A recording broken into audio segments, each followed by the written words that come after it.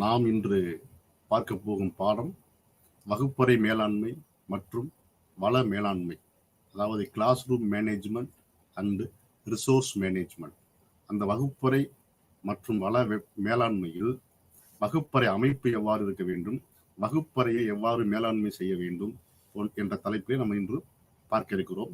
வகுப்பறை மேலாண்மை என்பது என்ன சொல்றாங்கன்னா, வகுப்பறைக்குள் ஏற்படக்கூடிய சிக்கலை தீர்க்க ஆசிரியர்கள் பயன்படுத்தப்படும் செயல்கள் மற்றும் உத்திகள்.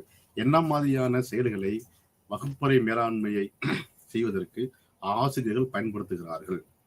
வகுப்பறையில் வரக்கூடிய சிக்கல்கள் என்னென்ன? வகுப்பறையில் வரக்கூடிய சிக்கல்கள் என்னென்ன அப்படின்னா, வகுப்பறையில முதல்ல கற்றல் கற்பித்தல் வரக்கூடிய சிக்கல்கள். அந்த கற்றல் கற்பித்தல்ல எவ்வாறு நாம் அதை நிவர்த்தி பண்ணுவது, அது ஒரு வகுப்பறை மேலாண்மை, அதாவது கிளாஸ் ரூம் மேனேஜ்மெண்ட். அதுக்கப்புறம் சக மாணவர்களுடன் எவ்வாறு இவர்கள் தங்களுடைய உறவு ரிலேஷன்ஷிப் மெயின்டைன் பண்றாங்க, அதில் வரக்கூடிய சிக்கல்கள், அதை எவ்வாறு சரி செய்வது. அப்புறம் எக்ஸாமினேஷன் பாயிண்ட் ஆஃப் வியூ, தேர்வுகளில் அவர்கள் எவ்வாறு பிரசன்ட் பண்றாங்க. இது மாதிரி வகுப்பறை மேலாண்மை என்பது வகுப்பறைக்குள் ஏற்படும் சிக்கல்களை தீர்க்க வகுப்பறை ஆசிரியர்கள் அல்லது மற்ற ஆசிரியர்கள் பயன்படுத்தப்படும் செயல்கள், அதாவது அவங்களுடைய செயல்கள் எவ்வாறு இருக்க வேண்டும், என்ன மாதிரியான உத்திகளை அவர்கள் வரையறுக்க வேண்டும் என்பதைத்தான் டாயில் 1986 டாயில் என்பவர் கூறியிருக்கிறார். இதுல வகுப்பறை மேலாண்மை என்பது வகுப்பறையில் ஒழுக்கத்தையும், அதுபோக அதாவது தேர்வு, சக மாணவர்களுடைய உறவு, கற்றல் கற்பித்தல், ஆசிரியருடைய உறவு எல்லாம் இருக்க வேண்டும். அதுல ஒழுக்க முக்கியத்துவம் வாய்ந்த ஒன்றாக கருதப்படுகிறது. அதாவது வகுப்பறை மேலாண்மை என்பது வகுப்பறையின் ஒழுக்கத்தையும், டிசிப்ளின், ஒழுங்கையும், அதாவது ஆர்டர் வைஸ், இதுதான் ஃபர்ஸ்ட், செகண்ட், தேர்டு, அந்த ஆர்டர் வைஸ் எல்லாத்திலையுமே ஆர்டர் வைஸ் பராமரிக்க ஆசிரியர்கள் பயன்படுத்தப்படும் நடைமுறைகளை உள்ளடக்கியது. அப்போ வகுப்பறை அந்த ஆர்டர் பராமரிக்க ஆசிரியர்கள் பயன்படுத்தப்படும் நடைமுறைகள் உள்ளடக்கியதாகும். அப்புறம் வகுப்பறை மேலாண்மை என்பது 3 முக்கிய பரிமாணங்களை கொண்டது, 3 முக்கிய ஆஸ்பெக்ட்ஸ் கொண்டது. நம்பர் 1 தனி நபர், 2வது கற்பித்தல், 3வது டிசிப்ளின். இதைத்தான் மார்டின் மற்றும் பால்பீன் 1996 என்ன சொல்றாங்கன்னா, 3 முக்கிய நிகழ்வுகளை உள்ளடக்கிய ஒரு செயல், அதான் வகுப்பறை மேலாண்மை. தனிநபர் செய்யக்கூடிய செயல்கள், தனிநபருக்கு செய்யக்கூடிய பணிகள், அதாவது மற்ற மாணவர்களுடன் பழகுவது, கற்றல் கற்பித்தல் ஏற்படும் சிக்கலை தீர்ப்பது, இது மாதிரி தனி நபர்களின் செயல்கள், கற்பித்தலில் ஏற்படும் சிக்கல்கள் மற்றும் ஒழுக்கம், இந்த 3ஐயும் உள்ளடக்கியது என்று மார்டின் அவர்கள் கூறுகிறார்கள். அப்ப இந்த வகுப்பறை அமைப்பு எப்படி இருக்கணும்? முதல்ல அது வகுப்பறை மேலாண்மை. இதுல வகுப்பறை அமைப்பு எப்படி இருக்கணும் அப்படின்னா, கிளாஸ் ரூம் ஆர்கனைசேஷன், மாணவர்கள் வருகை, முதலாக மாணவர்களுடைய வருகை, ஸ்டூடெண்ட்ஸோட பிரசன்ட். அடுத்து ஃபர்னிச்சர்ஸ், மரச்சாமான்கள், மரச்சாமான்கள் மட்டும் இல்ல, ஃபர்னிச்சர்ஸ், பிளாக் போர்டு இருக்கணும், சேர் இருக்கணும், டேபிள் இருக்கணும், இதுதான் கிளாஸ் ரூமோட அமைப்பு. சாக் பீஸ் இருக்கணும், நோட் புக்கு, மாணவர்கள், ஆசிரியர்கள், அங்கே ஒரு அமைதி, அந்த மாதிரியான ஒரு சூழ்நிலை இருக்க வேண்டும். இதுதான் வகுப்பறை அமைப்பு, கிளாஸ் ரூம் அமைப்பு. அதுல அவைலபிள், அதாவது கற்றல் பொருட்கள் இருப்பு, அவைலபிலிட்டி ஆஃப் லேர்னிங் மெட்டீரியல்ஸ். என்னென்ன மாதிரியான லேர்னிங், இன்னைக்கு நம்ம என்ன பாடம் நடத்த போறோமோ அதுக்கு ஏற்றாற் போல் லேர்னிங் மெட்டீரியல்ஸ் அங்க இருக்கா, அங்க இருக்கக்கூடிய அந்த லேர்னிங் மெட்டீரியல்ஸ் டிஸ்பிளேயா இருக்கா, காட்சிப்படுத்தப்பட்டிருக்கா, அந்த காட்சிப்படுத்தப்பட்ட பொருட்கள் பிக்சரா இருக்க, சாதனங்கள்ல இருக்கா, இது மாதிரியான விஷயங்கள் இப்படிதான் இருக்கணும். ஃபர்ஸ்ட் மாணவர்களுடைய வருகை இருக்க வேண்டும், ஸ்டூடெண்ட்ஸ் பிரசன்ட் கண்டிப்பா இருக்கணும். அப்பதான் அது ஒரு வகுப்பறை என்று சொல்லுவோம். வெறும் காலி இடத்தை நம்ம வகுப்பறை என்று சொல்ல மாட்டோம். அப்புறம் அங்க தேவையான ஒரு வகுப்பறைக்கு தேவையான furnitures, table, chair, blackboard, chalk piece, light, fan, electricity, இந்த மாதிரியான விஷயங்கள் அங்கே இருக்க வேண்டும். 3வதாக கற்பித்தலுக்கு தேவையான பொருட்கள் இருக்க வேண்டும். லேர்னிங் மெட்டீரியல்ஸ், புக்கு, நோட்டு, அந்த பொருட்கள் இருக்கணும். அதுபோக அந்த இதெல்லாம் அந்த லேர்னிங் மெட்டீரியல்ஸ் டிஸ்பிளேயா இருக்கா, அது பிக்சர் இருக்க வேண்டும். இதுதான் ஆர்கனைசேஷன்ஸ். அது அப்போ வகுப்பறை மேலாண்மை மற்றும் அமைப்பு எவ்வாறு ஒன்றோடு ஒன்று இணைக்கப்படும், how classroom management and organisation, how they are linked. Classroom வந்து ஒழுங்கா ஆர்கனைசேஷன்ல இருந்தா தான், ஒழுங்கான அமைப்பில் இருந்தா தான் நம்ம வந்து மேலாண்மை செய்ய முடியும். அப்பதான் ஒரு ஆசிரியருடைய பார்வையில ஒரு வகுப்பறை வந்து கரெக்டா இருக்கணும், எந்த ஒரு லேக்கிங் இருக்கக்கூடாது. மாணவர்கள் வந்து அப்பதான் வந்து ஆசிரியர் கரெக்டா பார்ப்பாங்க. அவங்களுக்கு பிசிக்கலாகவும் சைக்காலஜிக்கலாகவும் அந்த கிளாஸ் ரூம் வந்து நம்மளோட வீடு மாதிரியான்ற ஒரு எண்ணம் வந்து ஏற்பட வேண்டும். இதெல்லாம் வந்து இதெல்லாம் வந்து வகுப்பறை மேலாண்மை மற்றும் அமைப்பு இதற்கும் அந்த கிளாஸ் ரூம் ஆர்கனைசேஷனுக்குரிய லிங்கேஜ். அப்ப எப்படி இருக்கணும் அப்படின்னா, பயனுள்ள வகுப்பறை நிர்வாகம் நல்ல வகுப்பறை அமைப்பை ஒருங்கிணைக்கிறது. அதாவது effective classroom management incorporates good classroom organisation. நம்ம ஒரு ஆசிரியர் வந்து நல்ல ஒரு வகுப்பறை மேலாண்மை நிர்வகித்தோம் என்றால் அதுதான் வந்து ஒரு நல்ல கிளாஸ் ரூம் ஆர்கனைசேஷன் ஆகும். இதுதான். அப்ப பயனுள்ள ஆசிரியரின் பொது அறிவு, திறமை, புத்தி கூர்மை மற்றும் ஆசிரியர் நடத்தை ஆகியவற்றை உள்ளடக்கியது. முழுக்க வகுப்பறை மேலாண்மை என்பது ஆசிரியர்களை சார்ந்தது.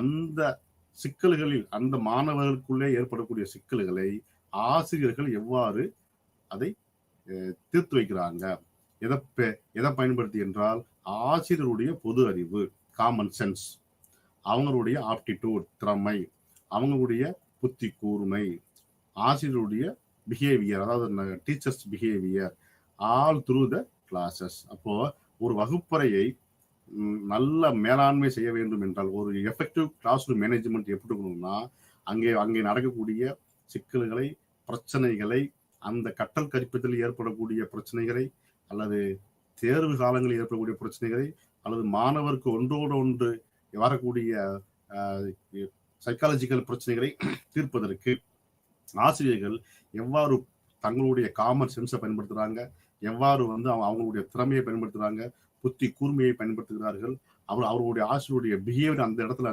எப்படி இருந்துச்சு, இதுதான் வந்து ஒரு பயனுள்ள, அதாவது எஃபெக்டிவ் கிளாஸ் ரூம் மேனேஜ்மெண்ட் அப்படின்னு சொல்றாங்க. அப்போ classroom management incorporates good classroom organisation. ஒரு நல்ல கிளாஸ் ரூம் மேனேஜ்மெண்ட் தான் வந்து ஒரு நல்ல வகுப்பறையை ஒருங்கிணைக்கிறது, ஒரு நல்ல வகுப்பறையை வரையறுக்கிறது என்று சொல்லுகிறார்கள். அப்புறம் significance of classroom management, வகுப்பறை நிர்வாகத்தின் முக்கியத்துவம் என்ன, வகுப்பறையோட நிர்வாகத்தின் முக்கியத்துவம் என்ன, ஏன் நம்ம வந்து வகுப்பறையை ரொம்ப, அதாவது கிளாஸ் ரூம் மேனேஜ்மெண்ட் ஏன் பண்ணணும், ஸ்டூடெண்ட்ஸ் அவங்களா வந்து உட்காந்துக்கிற மாட்டாங்களா, அவங்களா போக மாட்டாங்களா, அவங்களா படிக்க மாட்டாங்களா என்று இல்லாம ஏன் நம்ம வந்து அதை வந்து பண்ணணும், அதனுடைய வகுப்பறை மேலாண்மையினுடைய முக்கியத்துவம் என்ன, சிக்னிபிகன்ஸ் என்ன அப்படின்னா, வெற்றிகரமான கற்பித்தலுக்கு வகுப்பறை மேலாண்மை இன்றியமையாத அங்கமாகும். ஆமா, ஒரு நல்ல ஒரு எஃபெக்டிவ் டீச்சிங் லேர்னிங் ப்ராசஸ் நடக்கணும் அப்படின்னா அங்க ஒரு எஃபெக்டிவ் கிளாஸ் ரூம் மேனேஜ்மெண்ட் வந்து முக்கிய பங்கு வகிக்கிறது. ஏன்னா அங்க வந்து சைலன்ஸ் இருக்கணும், யாரும் மாணவர்கள் பேசிக்கிட்டு இருக்கக்கூடாது, பக்கத்துல உள்ளவங்களுக்கு வந்து ஆசிரியரை மறைச்சுக்கிட்டு இருக்கக்கூடாது. அப்போ அதெல்லாம் ஒரு கிளாஸ் ரூம் மேனேஜ்மெண்ட்.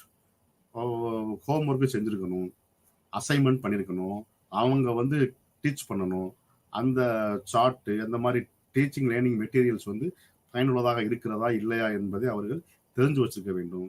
அப்போ வெற்றிகரமான கற்பித்தலுக்கு வகுப்பறை மேலாண்மை என்பது இன்றியமையாத ஒரு அம்சமாக திகழ்கிறது. இது அதாவது எதுனா, கிளாஸ் ரூம் மேனேஜ்மெண்ட் வந்து கற்றல் கற்பித்தல் செயல்முறைக்கு பல வழிகளில் ஆசிரியர்களுக்கும் மாணவர்களுக்கும் உதவுகிறது. கிளாஸ் ரூம் மேனேஜ்மெண்ட் வந்து பல வழிகளில் வந்து டீச்சருக்கும் ஸ்டூடெண்ட்ஸுக்கும் லேர்னிங் ப்ராசஸ்ல ரொம்ப உதவிகராக இருக்குது. அப்போ வகுப்பறை மேலாண்மை கட்டமைப்புகள், அதாவது structure of classroom management வந்து மிகவும் முக்கியத்துவம் வாய்ந்ததாக கருதப்படுகிறது. இதுதான் வகுப்பறை மேலாண்மையுடைய முக்கியத்துவம், சிக்னிபிகன்ஸ்.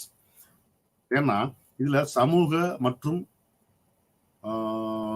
சைக்காலஜிக்கல் பிரச்சனை இதெல்லாம் வந்து தீர்ப்பதற்கும், கற்பவர்களின் கல்வி திறன்கள் மற்றும் திறன்கள், அதாவது ஸ்டூடெண்ட்ஸோட கல்வி திறன்கள், அவங்களுடைய திறன்களை மேம்படுத்துவது, அந்த மேம்படுத்துவதன் மூலமாக அவர்களுக்கு வரக்கூடிய அந்த சாதனைகள், இதற்கு எல்லாமே அதிகரிக்க செய்வது, அவங்களுடைய திறனை, ஸ்கில்லை வந்து மேலும் மேலும் டெவலப் பண்ணுவதற்கு classroom management is important one. அதுபோக கட்டமைப்புகள், அதாவது structure, classroom management structure வந்து கற்பவர்களின் விரும்பத்தக்க நடத்தை மற்றும் கற்றலை வலியுறுத்த வேண்டும். அவங்களுடைய லேர்னிங் பிஹேவியர்ஸ், அதாவது வகுப்பறை மேல அந்த ஸ்ட்ரக்சர், அந்த கிளாஸ் ரூம் மேனேஜ்மெண்ட், அந்த கிளாஸ் ரூம் ஸ்ட்ரக்சர் எப்படி இருக்கணும்னா ஸ்டூடெண்ட்ஸோட விரும்பத்தக்க நடத்தையா இருக்க வேண்டும். அங்க வெறுப்பு இருக்கக்கூடாது. அங்க வந்து கிளாஸ் ரூம்ல வந்து அவங்க இம்மாரலா வந்து ஸ்டூடெண்ட்ஸ் பிஹேவ் பண்ணக்கூடாது. அவங்களுடைய ஸ்டூடெண்ட்ஸோட பிஹேவியர் வந்து எல்லாரும் விரும்பும்படியாக இருக்க வேண்டும். அப்பதான் வந்து லேர்னிங் வந்து அங்க நன்றாக நடைபெறும். மாணவர்கள் கற்றல் மற்றும் கற்பவருடைய ஈடுபாட்டை ஊக்குவிக்க வேண்டும். அதாவது அந்த கிளாஸ் ரூம் மேனேஜ்மெண்ட்ல அவர்கள்னா டீச்சர் அல்லது மாணவர்கள், சக மாணவர்கள், நண்பர்கள் எல்லாமே வந்து அங்க லேர்னிங் ப்ராசஸ், கற்றல் மற்றும் கற்பித்தலினுடைய ஈடுபாட்டை அதிகப்படுத்த செய்ய வேண்டும்.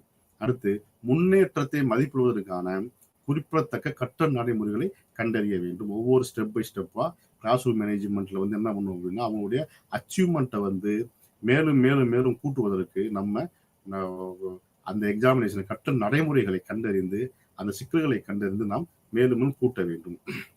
இப்போ வகுப்பறை நிர்வாகம் கற்பவர்களுக்கும் ஆசிரியர்களுக்கும் பல வழிகளில் உதவுகிறது. அவற்றில் என்ன அப்படின்னா, நம்பர் 1 வந்து வகுப்பறையில் ஒரு முறையான சூழலை அமைக்க வேண்டும். வகுப்பறையில் ஒரு முறையான சூழலை அமைக்க வேண்டும். Setup and continuous systematic environment in the classroom. அதான் வந்து டீச்சருக்கும் ஸ்டூடெண்ட்ஸுக்கும் வந்து இடையிலேயே ஒரு நல்ல வழியில நல்ல ஒரு கார்டியல் ரிலேஷன்ஷிப் இருந்து அப்போ வந்து ஒரு மாணவர்களுடைய அச்சீவ்மெண்ட் அதிகப்படுத்த வேண்டும் என்றால் வகுப்பறை நிர்வாகம் வந்து பல வழிகளில் உதவுகிறது. அதுல வந்து எப்படி இருக்கணும் அப்படின்னா ஒரு நல்ல கண்டினியூஸ் அண்ட் சிஸ்டமேட்டிக் என்விரான்மெண்ட், படிக்கிறதுக்கு நல்ல ஒரு செட்டப் இருக்க வேண்டும். கண்டினியூஸா படிக்கிறதுக்கு ஒரு சிஸ்டமேட்டிக் என்விரான்மெண்ட் அங்கே உருவாக்கப்பட வேண்டும். அடுத்து இன்க்ரீஸ் அகாடமிக் லேர்னிங். கிளாஸ் ரூம்குள்ள வந்து கல்வி கற்றலை அதிகரிப்பதற்கு என்னென்ன வேலைகள் செய்ய வேண்டும். Increases the academic learning. அகாடமிக்கா வந்து என்னென்ன நம்ம வந்து செய்ய முடியுமோ அதற்கு அதை செய்யக்கூடிய ஒரு இடமாக நம்மளுடைய வகுப்பறை இருக்க வேண்டும். அடுத்து ரேப்போர்ட் பில்டிங், அதாவது நல்லுறவு கட்டிடம் அப்படின்றா சக மாணவர்களுடன் நாம வந்து மற்ற மாணவர்கள் நல்லபடியாக நல்லுறவை பேணி பாதுகாக்க வேண்டும். அதே மாதிரி சக ஆசிரியர்களுடையும் அவருடைய மாணவர்களுடைய ஆசிரியர்களுடனும் சக மாணவர்களுடனும் நல்லுறவை அவர்கள் பேணி பாதுகாக்கக்கூடிய இடமாக வகுப்பறை இருக்க வேண்டும். அடுத்து என்கரேஜஸ் சோசியல் growth. இங்கே வகுப்பறையை நம்ம மேலாண்மை செய்து சரியான முறையில் நாம் செய்தோமானால் சமூக வளர்ச்சிக்கு இது உதவுகிறது. எதுனா கிளாஸ் ரூம் மேனேஜ்மெண்ட் வந்து கிளாஸ் ரூம்ல ஒழுக்கமா படிக்க வச்சு சக மாணவர்களுடன் நம்ம ஒழுக்கமா இருந்து நல்ல ரேப்போர்ட்ல இருந்து ஆசிரியருடன் நல்லா இருந்து எல்லாம் இருந்தோம்னா இது மாதிரியான மாணவர்களை நாம் சமூகத்துல வரும்போதுதான் சமூக வளர்ச்சிக்கு இது உதவுகிறது. அப்புறம் நெகட்டிவ் பிராக்டிசஸை வந்து குறைக்கக்கூடிய இடமாக வகுப்பறை இருக்க வேண்டும். எதிர்மறை கருத்துக்களை எதிர்மறை நடைமுறைகளை குறைக்கக்கூடிய இடமாக வகுப்பறை இருக்க வேண்டும். அப்போ வகுப்பறை நிர்வாகம் என்பது என்னென்ன வழிகளில் வந்து மாணவர்களுக்கும் ஆசிரியர்களுக்கும் மேலும் மேலும் உதவுவது என்றால் வகுப்பறையில் ஒரு முறையான சூழலை அமைத்து கற்பித்தலுக்கு இடம் கொடுக்க வேண்டும். அதாவது setup and continuous systematic environment in the classroom. அதுக்கப்புறம் கிளாஸ் ரூம் எப்படி இருக்கணும்னா அகாடமிக் லேர்னிங்க, அதாவது படிக்கக்கூடிய ஒரு தளத்தை படிக்கக்கூடிய கல்வி கற்றக்கூடிய ஒரு இடத்தை மேலும் மேலும் அதிகரிக்கக்கூடிய ஒரு இடமாக அது திகழ வேண்டும். அப்புறம் ரேப்போர்ட் தி பில்டிங், அதாவது நல்லுறவு ஏற்படுத்த வேண்டும். மாணவர்களுடனும் ஆசிரியர்களுடன் நல்லுறவு ஏற்படுத்தக்கூடிய இடமாக வகுப்பறை இருக்க வேண்டும். இந்த மாதிரியான சூழ்நிலைகளில் வளரக்கூடிய குழந்தைகள் தான் சமூக வளர்ச்சிக்கு உதவக்கூடியவர்களாக இருக்கிறார்கள். அதுபோக எதிர்மறை கருத்துக்களை, negative thoughts, negative practices, negative ஃபீலிங்ஸை வந்து குறைக்கக்கூடிய ஒரு இடமாக, அதாவது டிகிரீஸ் பண்ணக்கூடிய ஒரு இடமாக வகுப்பறை திகழ வேண்டும். வகுப்பறை நிர்வாகத்தை பாதிக்கக்கூடிய காரணிகள் யாவை? காரணிகள் என்னென்ன? அந்த கிளாஸ் ரூம் மேனேஜ்மெண்ட்டை அஃபெக்ட் பண்ணக்கூடிய ஆஸ்பெக்ட்ஸ் என்னென்ன அப்படின்னா, வகுப்பறை சூழல், வகுப்பறை நிர்வாகத்தை காதிக்கூடியது வகுப்பறை சூழல். வகுப்பறை சூழல் நன்றாக இருந்தால்தான், நல்லபடியாக இருந்தால்தான் நம்ம வந்து அந்த classroom management effective classroom management கொண்டு போகணும். அப்ப வகுப்பறை சூழல் நன்றாக இருக்க வேண்டும், அந்த இடம் நன்றாக இருக்க வேண்டும். அடுத்து டீச்சர் ஸ்டூடெண்டோட உறவு, ஆசிரியர் மாணவர்களுடைய உறவு நன்றாக இருக்க வேண்டும்.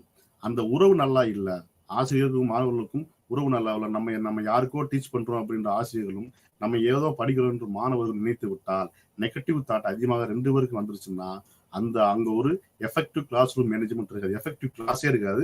அந்த எஃபெக்டிவ் கிளாஸே இல்லை அப்படின்னா அங்க மேனேஜ்மெண்ட் இல்லாம போயிடும். அப்போ ஆசிரியர் டீச்சர் ஸ்டூடெண்டோட உறவு ரிலேஷன்ஷிப் வந்து நல்லபடியாக இருக்க வேண்டும். ஆசிரியர்கள் சக ஊழியர்களோட உறவு, ஆசிரியர்கள் அதாவது சக ஆசிரியர்கள், சக பணியாளர்கள், அதாவது நான் teaching staff, teaching staff, head masters, management கமிட்டியில் உள்ளவங்க, பேரண்ட்ஸ், இவங்களோட ஆசிரியர்கள் அதாவது நல்லபடியாக நல்ல உறவை பேணி பாதுகாக்கக்கூடியவர்களாக இருக்க வேண்டும். அப்ப வகுப்பறை சூழல் நன்றாக இருக்க வேண்டும். அது வந்து முக்கியமான ஒரு காரணி. எதன்னா வகுப்பறை நிர்வாகத்தை பாதிப்படைய செய்வதற்கு வகுப்பறை சூழல் ஒரு முக்கியமான காரணி. ஆசிரியர்கள் மாணவர்களுடைய உறவு முக்கியமான காரணி. ஆசிரியர்களுடைய பழக்க வழக்கங்கள், அதாவது பிஹேவியர்ஸ், அதாவது அவங்க பழகக்கூடிய விதங்கள், யாரு கூட பழகுறாங்கன்னா அவங்களுடைய மேலதிகாரிகள்கிட்ட, சக ஆசிரியர்களிடம், நான் டீச்சிங் ஸ்டாஃப்கிட்ட, ஸ்டூடெண்ட்ஸோட பேரண்ட்ஸ்கிட்ட, சொசைட்டியில அவங்க என்ன மாதிரியான பழகுறாங்க, எப்படி வந்து அவங்களுடைய பிஹேவியர் இருக்கு, இதெல்லாம் வந்து வகுப்பறை மேலாண்மையை பாதிக்கக்கூடியது. ஒரு சில ஆராய்ச்சி ஆய்வுகள் என்ன சொல்றோம் அப்படின்னா, மோசமான வகுப்பறை நிர்வாகம் கற்பவர்களுக்கு கணிசமான கற்பித்தல் நேரத்தை இழப்பதை, அதாவது ரொம்ப நல்லா பண்ணல, வகுப்பறை நிர்வாகம் அங்க நல்லாவே இல்லை, அங்க வந்து மோசமா இருக்கு அப்படின்னா அங்க கண்டிப்பா வந்து அச்சீவ்மெண்ட் வந்து ரொம்ப வந்து குறைஞ்சுதான் போயிடும். அது வந்து நேரத்தை வீணடிக்கக்கூடிய ஒரு இடமாக மாறிவிடும் அப்படின்னு பல ஆராய்ச்சி சொல்றாங்க. அது வந்து நேரத்தை வீணடிக்கக்கூடிய ஒரு இடமாக மாறிவிடும் என்று சொல்லுகிறார்கள். அப்புறம் மோசமான வகுப்பறை சூழல், அங்கே அந்த வகுப்பறையில் வரக்கூடிய இடைநிறுத்தம், பாடங்கள் மற்றும் செயல்பாடுகளுக்கு இடையே நீண்ட இடைவெளி ஏற்படுத்துகிறது. அப்புறம் கற்பவர் படிக்க, அதாவது ஸ்டிமுலஸ் வந்து மிக கம்மியாக உள்ளது, ஒழுக்கம் இல்லாமல் இருக்குது, ஒழுக்கம் சம்பந்தப்பட்ட சிக்கல்கள் உள்ளது. இது எல்லாமே வந்து ஆசிரியர் மாணவர் உறவு, ஆசிரியருடைய உறவு, மற்ற ஊழியர், மற்ற சக எம்ப்ளாயோட உறவு, அதுக்கப்புறம் வகுப்பறை சூழல், இடையூறுகள், வகுப்பறையில் வரக்கூடிய இடையூறுகள், பாடம் நடத்தி கொண்டிருக்கும் போதே வரக்கூடிய இடையூறுகள், பல இடையூறுகள், அப்புறம் இடைநிறுத்தம், அதாவது டிராப் அவுட்ஸ், பாடங்கள் மற்றும் செயல்பாடுகளிடையே உள்ள நீண்ட இடைவெளி, பாடம் ஒன்றா இருக்கும், பாட சம்பந்தம் இல்லாமல் செயல்பாடுகள் ஒன்றாக இருப்பது, அது கேப் இருக்கிறது, பாடத்திற்கும் நம்மளுடைய சிலபஸுக்கும் நம்மளுடைய நடத்தைக்கும் உள்ள கேப், இது எல்லாம் வந்து வகுப்பறை நிர்வாகத்தை பாதிக்கக்கூடிய காரணியாக நாம் பார்க்கிறோம். எனவே வகுப்பறையில் கற்பித்தல் கற்றல் செயல்முறையில் குறுக்கிடுகிறது. 70% ஆசிரியர்கள் தங்கள் வகுப்பறை மேலாண்மை திறன்களை மேம்படுத்த வேண்டும் என்று விரும்புகிறார்கள். 70% ஆசிரியர்கள் என்ன சொல்றாங்கன்னா, அவங்க ஏற்கனவே எஃபெக்டிவ் கிளாஸ் ரூம் மேனேஜ்மெண்ட் இருக்காங்க. அப்படி இருந்தாலும் இன்னும் மேலும் மேம்படுத்த வேண்டும் என்று 70% ஆசிரியர்கள் சொல்றாங்க. இது ஒரு ஆராய்ச்சியில சொல்றாங்க. அப்ப வகுப்பறை மேலாண்மையை நடைமுறை பாதிக்கும் காரணிகளை ஆசிரியர்கள் அறிந்து வைத்திருக்க வேண்டும். ஒரு ஆசிரியர் வந்து என்னென்ன விஷயங்கள், என்னென்ன காரணிகள் நம்மளுடைய வகுப்பறையை பாதிக்கக்கூடியது, நம்மளுடைய வகுப்பறையை சீர்குலைக்கக்கூடிய காரணிகள் என்னென்ன என்பதை ஆசிரியர்கள் கண்டிப்பாக தெரிந்து வைத்திருக்க வேண்டும். நம்மளுடைய ஆசிரியருடைய உறவா, இல்ல மாணவர் ஆசிரியருடைய உறவா, சக மாணவருக்குரிய உறவா, இல்ல நம்மளுடைய கற்பிக்கும் முறை, ஸ்ட்ராட்டஜி ஆஃப் டீச்சிங் வந்து தவறா இருக்கா, என்ன காரணத்துக்காக நம்மளுடைய வகுப்பறை வந்து மேனேஜ்மெண்ட் பண்ண முடியல, ஏன் வந்து சரியில்லை, ஏன் மாணவர்கள் வந்து அதிகமான அச்சீவ்மெண்ட் எடுக்கல, நம்ம பாடத்துல வந்து ஏன் கம்மியா எடுக்கிறாங்க என்றதை ஆசிரியர்கள் கண்டிப்பாக தெரிந்து வைத்திருக்க வேண்டும். அது ஆசிரியர் அணுகுமுறை மற்றும் வகுப்பு சூழல். ஒரு ஆசிரியருடைய அணுகுமுறை எவ்வாறு இருக்க வேண்டும், ஆசிரியர் எவ்வாறு அணுகுமுறையில் இருந்தால்தான் வகுப்பறை சூழல் எவ்வாறு இருக்க வேண்டும். கதை சொல்லக்கூடிய ஆசிரியர்கள், பாட்டு பாடி பாடம் நடத்தக்கூடிய ஆசிரியர்கள், நடனம் ஆடி பாடம் நடத்தக்கூடிய நிறைய பார்க்கணும். இப்போலாம் வந்து சோசியல் மீடியாவில் நடனம் ஆடி பாடம் நடத்தக்கூடிய ஆசிரியர்கள் பார்க்குறோம், பாட்டு பாடி பாடம் நடத்தக்கூடிய ஆசிரியர்கள் பார்க்குறோம், கதை சொல்லி பண்றாங்க.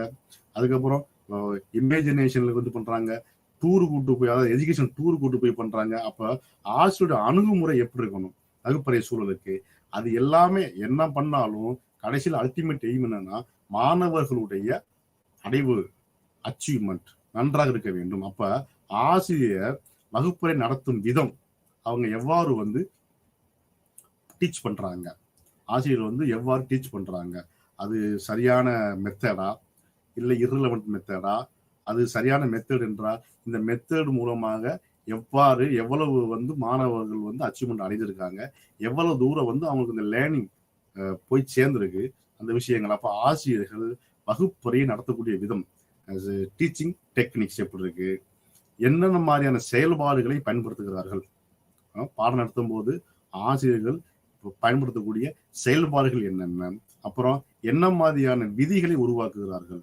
இதுதான் நம்ம வந்து ஃபாலோ பண்ணும் அப்படின்ற என்ன மாதிரி ரூல்ஸ் வந்து உருவாக்குறாங்க. அப்புறம் பாசிட்டிவ் திங்கிங், நேர்மறை வகுப்பறை தொடர்புகளை எப்படி ஊக்குவிக்கிறாங்க, மாணவர்களிடம் பாசிட்டிவ் திங்கிங்கை ஊக்குவிப்பது. அப்புறம் எவ்வாறு வந்து அதாவது வேல்யூஸ் வந்து வளர்க்கிறது, எவ்வாறு வந்து நம்மளுடைய பழமையான வேல்யூஸை, நம்மளுடைய ஒழுக்கங்களை, டிசிப்ளின் இவெல்லாம் வந்து எவ்வாறு பராமரிக்கிறது, இதன் மூலமாக எவ்வாறு வகுப்பறை சூழலை மேம்படுத்துவது என்றதை நம்ம பார்க்கிறோம். அப்போ ஆசிரியருடைய அணுகுமுறை மற்றும் வகுப்பறை சூழல் ஒரு முக்கியமான காரணம். ஆசிரியர் பாடம் நடத்தும் விதம், அவர்கள் அது மூலமாக செயல்படக்கூடிய செயல்பாடுகளுடைய பயன்படுத்துதல், விதிகளை உருவாக்குதல், நேர்மறை எண்ணங்களை மாணவர்களுடைய வளர்த்தல், மதிப்புகளை, அதாவது மதிப்பீடுகளை, வேல்யூஸை வந்து மாணவருடைய வளர்த்தல், இதன் மூலமாக ஒரு சிறந்த கிளாஸ் ரூம் மேனேஜ்மெண்ட்டை நம்ம கொண்டு வர்றது. அப்புறம் ஆரோக்கியமான வகுப்பறை சூழல், ஆரோக்கியமானனா வைப்ரண்டா இருக்கிறது, ரொம்ப ஆசிரியரே வந்து பேசிக்கிட்டு இருக்காம வைப்ரண்டான ஒரு சூழல்ல, அதாவது டூ வே ப்ராசஸ் இல்ல, மாணவர்களும் ஆசிரியர்களும் எல்லாரும் சேர்ந்து ஒரு ஆக்டிவ், அதான் ஆரோக்கியமான வகுப்பறை, ஒரு ஆக்டிவ் கிளாஸ் ரூமா இருக்கிறது. இதெல்லாம் வந்து வகுப்பறை நிர்வாகத்தை ஊக்குவிக்கக்கூடிய ஒரு முக்கியமான காரணம். அப்புறம் நேர்மறையான சூழலில் கற்றவருடைய, அதாவது மாணவருடைய ஒழுக்கம், ஆசிரியருடைய ஒழுக்கம், அதாவது மாணவர்களுடைய பாசிட்டிவ் திங்கிங், டீச்சர் லேர்னிங்கோட உறவு, ஆசிரியருடைய உறவுகள், ஆரோக்கியமான தொடர்புகள் ஆசிரியர்களுக்கும் மாணவர்களுக்கும், இது மாதிரியான பல விஷயங்கள். அதே மாதிரி ஒழுக்கங்களை பேணி பாதுகாக்கிறது, அதை வந்து அந்த விதிமுறைகளை நம்ம வகுப்பது, இது எல்லாமே வந்து முக்கியமான பங்கு வகிக்குது. இதுல ஆசிரியர் அணுகுமுறையில. அடுத்து பல்வேறு திறன்கள் மற்றும் குறைபாடுகள், எஃபெக்டிவ் கிளாஸ் ரூமா வந்து மேனேஜ்மெண்ட் பண்றதுக்கு வரக்கூடிய திறன்கள் என்ன, அதனால வரக்கூடிய குறைபாடுகள், கற்றல் குறைபாடுகள். என்னதான் நம்ம எஃபெக்டிவ் கிளாஸ் ரூம் மேனேஜ்மெண்ட் பண்ணாலும், கிளாஸ் ரூம்ல ஆரோக்கியமான ஒரு சூழ்நிலையை வைத்தாலும் கற்றல் குறைபாடுகள் கண்டிப்பா வரத்தான் செய்யும். அப்போ நம்ம அதற்கு நாம் என்ன செய்ய வேண்டும், வகுப்பறையை எவ்வாறு நாம் கையாள வேண்டும், எந்தெந்த விதத்தில் தொடர்ந்து கையாள வேண்டும். இதை நம்ம வகுப்பறையில வந்து 3 விதமான மாணவர்கள் இருப்பாங்கன்னு சொல்றாங்க. நம்பர் 1 வந்து மீத்திறன் மிக்கவர்கள், ரொம்ப அதிகமான மார்க் வாங்குறவங்க, அவங்க தானாவும் படிச்சுக்கிடுவாங்க, ஆசிரியர்கள் சொல்லக்கூடிய சில ஸ்கின்ஸ் போன இருந்தாலே போதும், அவங்க வந்து மீத்திறன் மிக்கவர்கள். அப்புறம் ஆவரேஜ் ஸ்டூடெண்ட்ஸ், அப்புறம் அதாவது லோ ஸ்டூடெண்ட்ஸ், லோ மாணவர்கள், மீத்திறன் குறைந்த மாணவர்கள். இந்த 3 விதமான மாணவர்கள். இந்த 3 விதமான மாணவர்கள்ல நம்ம இந்த மீத்திறன் குறைந்த மாணவர்களுக்கு கண்டிப்பா நம்ம எவ்வளவுதான் நம்ம கிளாஸ் ரூம் மேனேஜ்மெண்ட் பண்ணாலும் அவங்க கம்மியான அச்சீவ்மெண்ட் இருக்கும். அப்போ அவங்களுக்கு என்ன மாதிரியான டீச்சிங் டெக்னிக்கை நாம் பயன்படுத்துவது, அவர்களுக்கு புரியும் விதமாக, அவர்களுக்கு அண்டர்ஸ்டாண்ட் பண்ணி அவங்க வந்து செல்ஃபா லேர்ன் பண்ற அளவுக்கு நம்ம எப்படி பண்றது, இதுதான் வந்து திறன்கள். இதுதான் வந்து ஆசிரியருடைய முக்கியமான திறன்கள். ஏன்னா மீத்திறன் மிக்கவர்கள் வந்து அச்சீவ்மெண்ட், அதாவது அச்சீவர்ஸ், ஹை அச்சீவர்ஸ் வந்து எப்படி இருப்பாங்கன்னா அவங்க நல்லா தான் இருப்பாங்க. அப்புறம் ஆவரேஜ் ஸ்டூடெண்ட்ஸ் வந்து அந்த மீத்திறன் மிக்க மாணவர்களை பார்த்து அவர்களும் கொஞ்சம் அதிகமாக கற்றுக்கொள்வார்கள். இந்த மீத்திறன் குறைந்தோர்களை நாம் எவ்வாறு ஹேண்டில் பண்றது? அப்போ இதற்கு வகுப்பறையை எவ்வாறு கையாள்வது, வகுப்பறையை கையாளும் விதம், எப்படி ஆசிரியர் அவர்கள் மீது தங்களுடைய இன்ஃப்ளூயன்ஸை பயன்படுத்தி, அதாவது தங்களுடைய நேர்மறை எண்ணங்களை வளர்த்து எப்படி படிக்க வைக்கிறாங்க. அப்புறம் கற்பவருக்கு, அதாவது ஸ்டூடெண்ட்ஸுக்கு வரக்கூடிய கற்றல் சிக்கல், மெதுவாக கற்கும் போது என்ன மாதிரி சிக்கல் வருது, கொஞ்சம் புரிஞ்சு படிக்கும் போது என்ன மாதிரி சிக்கல் வருது, இதெல்லாம் சொல்லித்தர வேண்டும். அப்புறம் டீச்சருக்கும், அதாவது ஸ்டூடெண்ட்ஸுக்கு நேரத்தை எவ்வாறு இந்த நேரத்துக்குள்ள, இந்த டைமுக்குள்ள நாம இவ்வளவு விஷயங்களை கற்க வேண்டும். பாட திட்டங்களை எவ்வாறு திட்டமிட்டு படிக்க வேண்டும், எந்த மாதிரி டைம் மேனேஜ்மெண்ட் பண்ணி படிக்கணும், திட்டமிட்டு பாட திட்டங்களை எவ்வாறு படிக்கணும், எவ்வாறு எக்ஸாமினேஷனை நம்ம ஹேண்டில் பண்ணணும், எவ்வாறு நம்ம அண்டர்ஸ்டாண்ட் பண்ணணும், எப்படி படிக்கணும், எப்படி சக மாணவரோட டவுட் கேட்கணும், இந்த மாதிரி பல விஷயங்கள், பல்வேறு திறன்களை பயன்படுத்தி நம்ம ஆசிரியர்கள் என்ன பண்ணணும் அப்படின்னா, மாணவர்களிடம் அந்த கிளாஸ் ரூம் மேனேஜ்மெண்ட் பண்ணணும். யார? இந்த லோ அச்சீவர்ஸ் ஸ்டூடெண்ட்ஸுக்கு. அவங்களுக்கு கிளாஸ் ரூம் வந்தாலே ஒரு லகுவாக ஈஸியாக கற்றுக்கொள்ள முடியும் என்கின்ற அந்த பாசிட்டிவ் தாட்டை வழங்கக்கூடிய ஒரு இடமாக இருக்க வேண்டும். அடுத்து வகுப்பறை நிர்வாகத்தின் முக்கிய கூறுகள், key elements of classroom management என்னென்ன அப்படின்னா, 2 முக்கிய கூறுகளா இருக்கு. ஒண்ணு ஆசிரியர்களின் பயனுள்ள பங்கு மற்றும் வகுப்பறை சூழல். ஆசிரியருடைய பயனுள்ள பங்கு மற்றும் வகுப்பறை சூழல். இதுல எஃபெக்டிவ் டீச்சர்ஸ், அப்புறம் கிளாஸ் ரூம் என்விரான்மெண்ட், இதுதான் முக்கியமானது. இதுதான் கீ எலிமெண்ட்ஸ். 2 விதமான கீ. ஒண்ணு ஆசிரியருடைய பயனுள்ள பங்கு, எஃபெக்டிவ் டீச்சர்ஸ், அப்புறம் கிளாஸ் ரூம் மேனேஜ்மெண்ட். இந்த எஃபெக்டிவ் டீச்சர்ஸ், அந்த பயனுள்ள பங்கு டீச்சர்ஸ் எப்படி இருப்பாங்கன்னா, நம்பர் எப்படி இருக்கும் அப்படின்னா, rapport with students, good rapport with student, அதாவது நல்ல உறவு இருக்கும். மாணவர் டீச்சர் நல்ல உறவோடு இருப்பாங்க. யார்கிட்ட அப்படின்னா, ஸ்டூடெண்ட்ஸ் கிட்ட. ரேப்போர்ட் வித் நல்ல குட் ரேப்போர்ட் வித் ஸ்டூடெண்ட்ஸ். அதே மாதிரி நல்லுறவு யார் கூட அப்படின்னா, வித் கலீக்ஸ், மற்றவர்களும், அதாவது கலீக்ஸ், மற்ற சக ஆசிரியர்கள், சக தொழிலாளர்கள், சக மேனேஜ்மெண்ட் கமிட்டி, இவங்களோட நல்ல உறவோடு இருப்பாங்க. அதுக்கப்புறம் எஃபெக்டிவ் கம்யூனிகேஷன்ஸ். கம்யூனிகேஷன் என்பது பேசுறது மட்டும் கிடையாது, எழுதுறது, அவங்க நடக்கும் விதம், அவங்களுடைய பிஹேவியர், அவங்களுடைய பாடம் நடத்தும் விதம், ஆசிரியருடைய பேசும் விதம், அவர்கள் ஒரு செயலை செய்து முடிக்கக்கூடிய விதம், இந்த மாதிரி அவங்களுடைய ப்ரெசன்டேஷன் வெரி எஃபெக்டிவா இருக்கும். அப்ப எஃபெக்டிவ் கம்யூனிகேஷன் ரொம்ப இருக்கும். அதுக்கப்புறம் செல்ஃப் டிசிப்ளின். எஃபெக்டிவ் டீச்சர்ஸோட முக்கிய குவாலிட்டி செல்ஃப் டிசிப்ளின். அவங்க செல்ஃப் டிசிப்ளின் கண்டிப்பா இருக்கும். அப்புறம் டெடிகேட்டட் ஒர்க் டிசிப்ளின். இதான் எஃபெக்டிவ் டீச்சர்ஸோட கிளாஸ் ரூம் மேனேஜ்மெண்ட்ல வரக்கூடிய எஃபெக்டிவ் டீச்சர்ஸோட முக்கியமான ஒண்ணு. நல்லுறவு யாரோட என்றால் மாணவர்களோட, நல்லுறவு சக ஆசிரியரோட, எஃபெக்டிவ் நல்ல கம்யூனிகேஷன் இருக்கும், தகவல் நல்ல வேலைகள் ரொம்ப டெடிகேட்டடா இருக்கும், டிசிப்ளினா இருக்கும். இதுதான் இந்த முக்கிய பங்கு வகிக்குது. அதுக்கப்புறம் கிளாஸ் ரூம் எப்படி இருக்கணும் அப்படின்னா, rules for managing classrooms. கிளாஸ் ரூமை எவ்வாறெல்லாம் மேனேஜ் பண்ணணும் அப்படின்றது ஒரு ரூல்ஸை ஃப்ரேம் பண்ணிக்குவாங்க.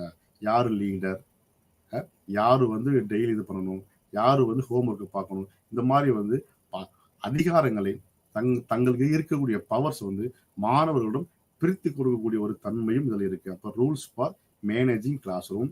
அடுத்து கிளாஸ் டிசிப்ளின். கிளாஸ் டிசிப்ளினா இருக்க வேண்டிய விதமாக பார்த்துக்கொள்ள வேண்டும். அப்புறம் கிளாஸ் ரூம் இன்ஃப்ராஸ்ட்ரக்சர்.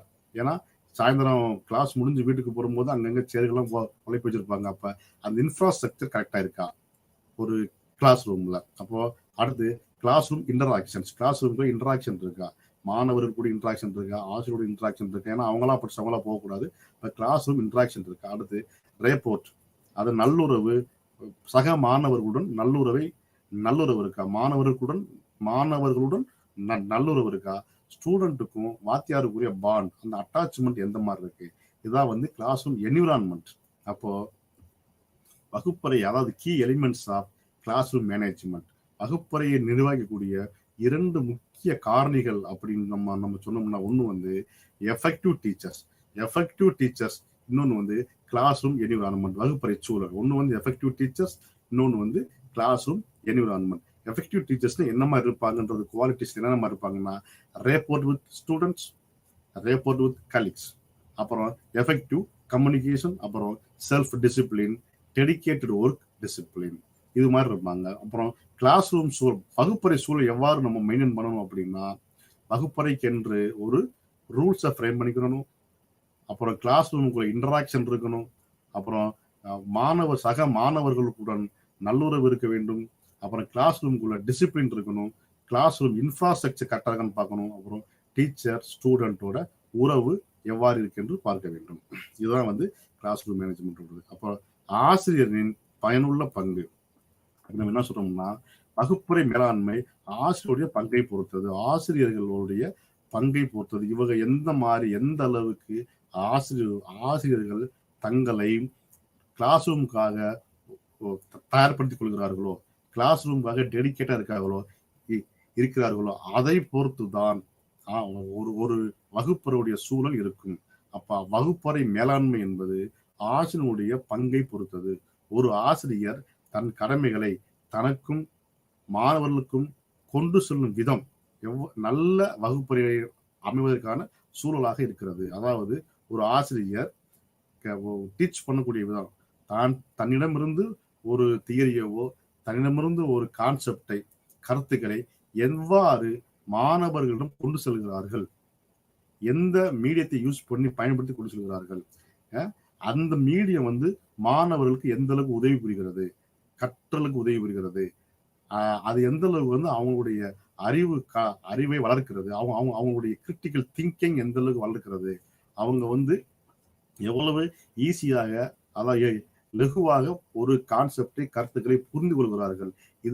இதை பொறுத்துத்தான் வகுப்பறை மேலாண்மை என்பது அமைகிறது. ஒரு ஆசிரியர் திறம்பட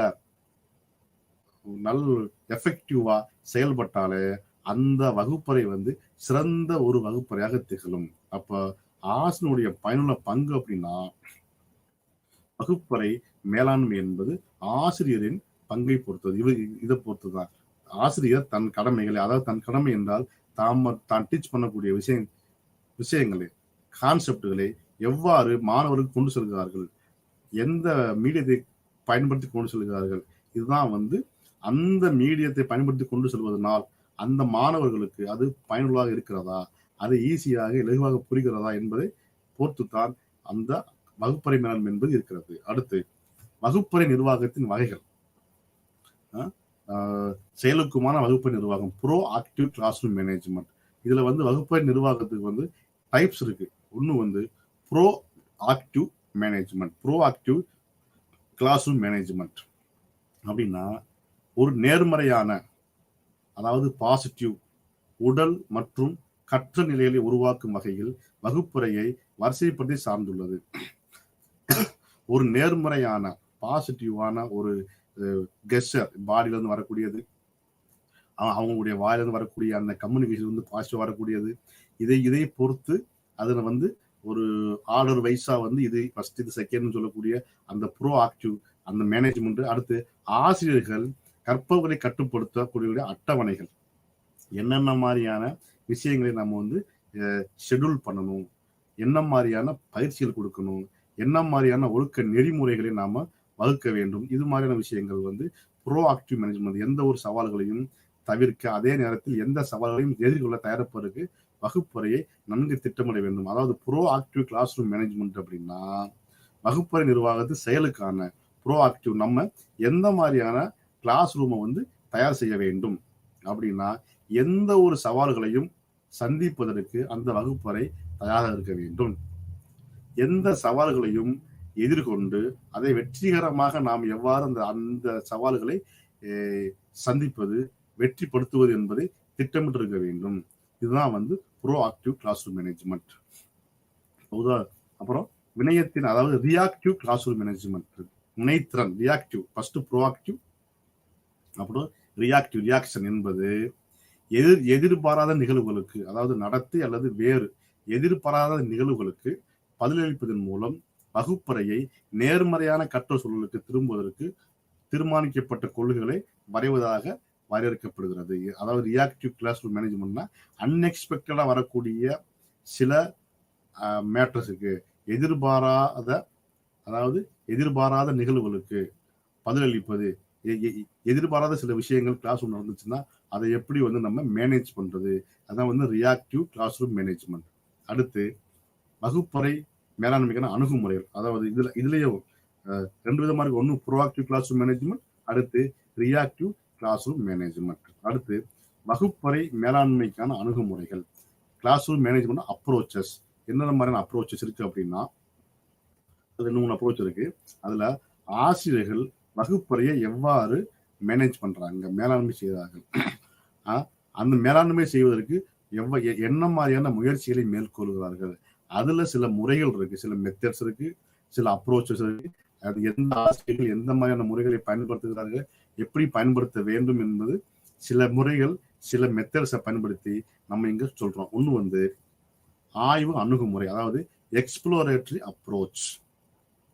இந்த எக்ஸ்ப்ளோரேட்டரி அப்ரோச் அப்படின்னா, ஒரு ஆசிரியராக வகுப்பறையில் கற்பவர்களை நிர்வகிக்கும் போது அறிமுகம், பயிற்சி, திருத்தம், பணி, மதிப்பீடு செய்தல் மற்றும் அதாவது எவாலுவேஷன் பண்றது, அதுக்கப்புறம் எக்ஸாமின் பண்றது என்ற சுழற்சியில் என்ற அந்த சைக்கிள் வந்து கொண்டே இருப்பது. இதுதான் வந்து எக்ஸ்ப்ளோரேட்டரி அப்ரோச். அதாவது ஆய்வின் அடிப்படையில் ஒரு ஆசிரியர் தங்களுடைய வகுப்பறையில் மாணவர்களை ஹேண்டில் பண்ணும்போது ஃபர்ஸ்ட் வந்து அறிமுகம், எவ்வாறாக அறிமுகம் படுத்திக் கொள்வது, எவ்வாறாக அந்த கிளாஸ் ரூம் வந்து மேனேஜ் பண்ணுவது, அடுத்து என்ன மாதிரி பயிற்சிகளை கொடுப்பது, அந்த பயிற்சிகளில் அவர்கள் சரியாக செய்யவில்லை என்றால் எவ்வாறு அதை வந்து கேள்வி பண்றது, திருத்தம் பண்ணுவது, அதாவது அதை மேலும் மெருகூட்டுவதற்கு எவ்வாறான திருத்தம் பண்ணுவது, மீண்டும் எவ்வாறான பணிகளை கொடுப்பது, எந்த மாதிரியான பதிவு கொடுத்துட்டு அதுக்கப்புறம் எவ்வாறு வந்து மதிப்பீடு பண்ணுவது, எக்ஸாமின் பண்ணுவது, அதுக்கப்புறம் எவால்வேட் பண்ணுவது. இதுதான் வந்து ஆய்வு அணுகுமுறையான கிளாஸ் ரூம் மேனேஜ்மெண்ட் அப்ரோச், அதாவது எக்ஸ்ப்ளோரேட்டரி அப்ரோச். அடுத்து இதுலயும் ஆய்வு அணுகுமுறையிலேயே வந்து என்ன சொல்றாங்கன்னா, பாடத்தை சிறிய சிறிய தலைப்புகளாக பிரித்து, ஒரே பாடத்தை ஒரே மாதிரியான நம்ம வந்து டீச் பண்ணாம ஒரு பாடத்தை சின்ன சின்ன அலகுகளாக பிரித்து கற்றலுக்கு உதவும் வகையில் ஒரு வகை செயல்பாட்டை திட்டமிடவும். கற்றலுக்கு எந்த மாதிரியான சின்ன சின்ன பாடத்தா பிரிச்சு அதை எப்படி டீச் பண்றது, அதுக்கு ஒரு மெத்தட்.